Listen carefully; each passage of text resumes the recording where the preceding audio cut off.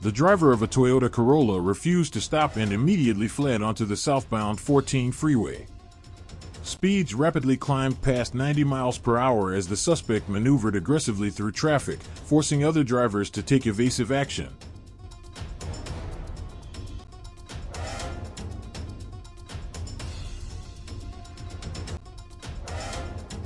On December 18, 2025, during the afternoon hours in Southern California, what began as a routine traffic stop in the Santa Clarita area quickly escalated into a dangerous high-speed pursuit involving the California Highway Patrol.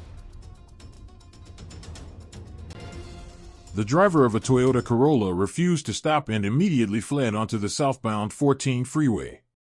CHP units coordinated across multiple freeway segments as the pursuit transitioned onto the southbound 5 freeway. Due to traffic density and public safety concerns, officers maintained spacing while tracking the suspect's movements, a common CHP tactic designed to reduce the risk of secondary collisions.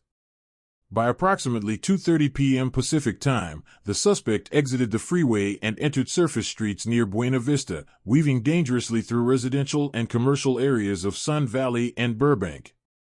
The erratic driving pattern indicated increasing desperation as patrol units closed in.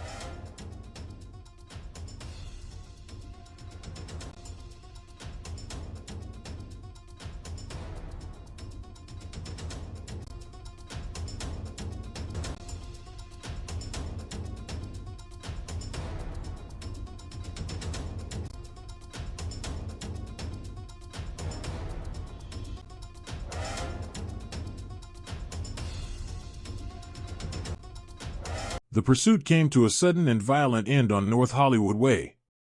The driver attempted an abrupt U-turn, misjudged the maneuver, and slammed head-on into a CHP patrol vehicle. Airbags deployed instantly, and the damaged vehicles came to rest in the roadway.